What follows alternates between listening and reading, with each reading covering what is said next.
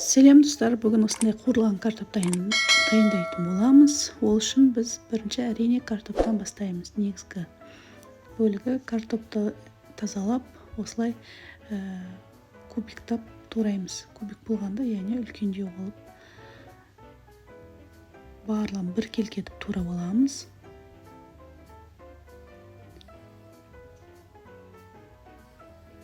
Мына жерде менде бір келідей картоп.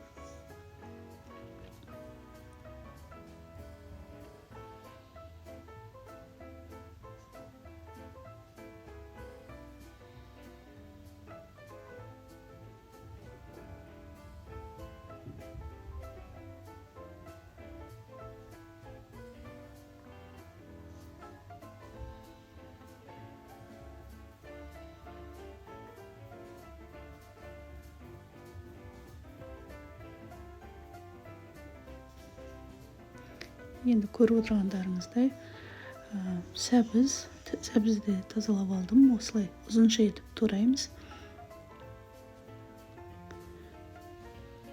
Жуа бір сәбіз, бір жуа жеткілікті.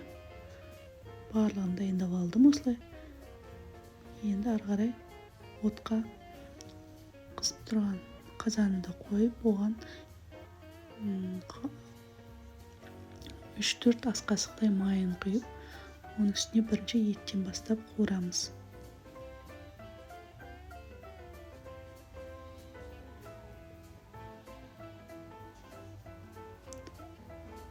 Ет қуырылып, 1-2 минут қуырылғаннан кейін үстіне жуасын салып, екеуін тағы 1-2 минут қуырып аламыз.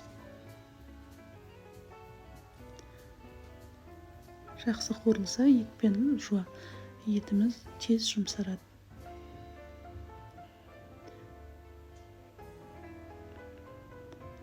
Оның үстіне сәбізімізді салып,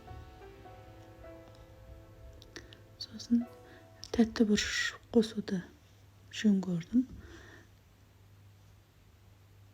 Ол да өзіндік әдемі дәмін береді тамаққа.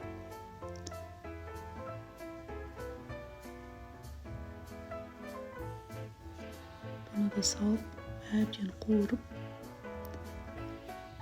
үстіне бір шай кеседе су құйып, бұқтырып қайнатып алам 3-4 минут. Яғни еті піссін деген мақсатта.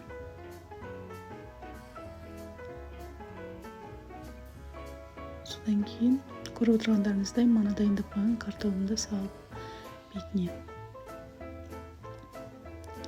Осы 1 келі картопқа мен 200 грамм су құямын. Дәміне қарай тұзын салып, сосын 200 грамм су құйып, астын орташа қоямын. Көріп отырғандарыңыздай, езілмей осылай әдемі картоп болады, дайын болады. Пісіріп көріңіздер, ас болсын, қасына салат дайындасаңыздар болады.